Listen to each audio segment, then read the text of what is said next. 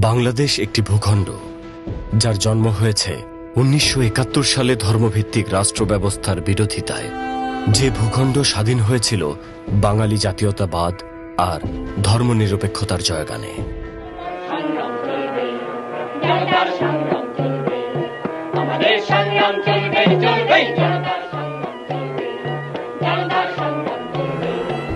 অথচ স্বাধীনতার ৫৪ বছর পর এই রাষ্ট্র ক্রমে যেন ফিরে যাচ্ছে সেই অন্ধকার অতীতে, যে অতীত থেকে সে নিজেকে মুক্ত করেছিল রক্ত ও বিপ্লবের বিনিময়ে। এটি কেবল ইতিহাসের প্রতিচ্ছবি নয়, এটি এক নির্মম পুনরাবৃত্তি, এক পরিকল্পিত পাকিস্তানিকরণ।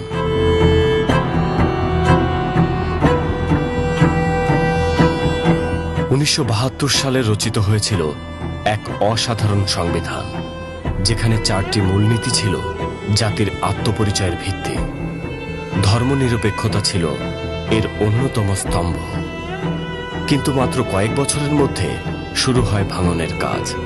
সামরিক শাসক জিয়াউর রহমান সংবিধানে জুড়ে দেন বিসমিল্লাহ। এরপর এরশাদ আনেন রাষ্ট্রধর্ম ইসলাম। পাকিস্তানের মতোই এখানে শুরু হয় ধর্মীয় আইনি পরিভাষা প্রতিষ্ঠার প্রয়াস। একদিকে হেফাজতে ইসলামের মতো মৌলবাদী গোষ্ঠী রাষ্ট্রের নীতি নির্ধারণে প্রভাব বিস্তার করে, অন্যদিকে যারা ধর্মনিরপেক্ষতা চায় তাদের ঠাঁই হয় কারাগারে বা নির্বাসনে। শিক্ষা ব্যবস্থা ইসলামীকরণ করা হয় হেফাজতের দাবিতে। নারী নীতিমালা বাতিল হয় তাদের ফতোয়ার ভয়ে। এ যেন ধর্মের নামে এক মৌলিক আত্মপরিচয়ের পরাভব। বাঙালি চেতনার উৎস ছিল তার সংস্কৃতি, গান, সাহিত্য, নাটক। কিন্তু এখন ধর্মের রক্ষাকর্তার নাম করে সেই সংস্কৃতিকে পেছনে ঠেলে দেয়া হচ্ছে। লেখকদের বই নিষিদ্ধ হচ্ছে, নাটক বন্ধ হচ্ছে, শিল্পীরা হুমকির মুখে। মৌলবাদ কেবল রাজনীতি নয়, এ এক সাংস্কৃতিক নিধনের রূপরেখা। এ যেন সেই পুরনো পাকিস্তানি কৌশল, ভিন্ন ধর্ম, ভিন্ন জাতিকে দ্বিতীয় শ্রেণীর নাগরিকে পরিণত করা। আদিবাসীদের জমি দখল, সংখ্যালঘুদের উপাসনালয়ে আগুন, এমনকি রাজনৈতিকভাবে নির্বাচিত প্রতিনিধিদের হেনস্থা। সংবিধান যেখানে সমানাধিকারের কথা বলে, বাস্তবতা সেখানে বিভাজনের গল্প লিখে।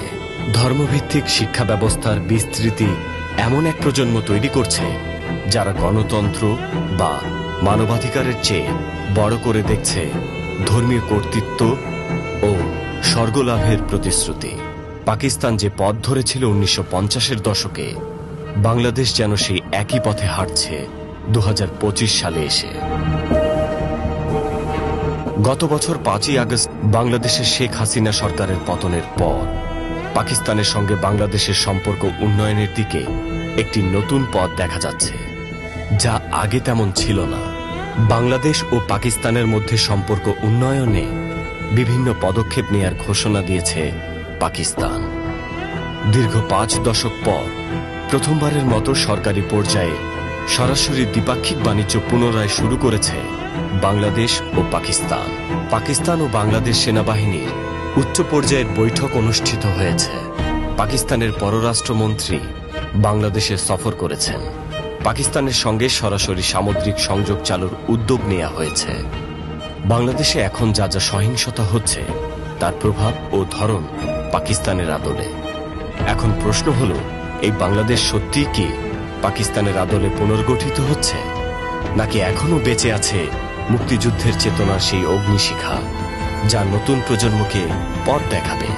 ইতিহাসের এই সন্ধিক্ষণে দাঁড়িয়ে প্রশ্নটা আমাদের সবার, এই ছায়া আমরা ভাঙব নাকি তাতে আত্মসমর্পণ করব?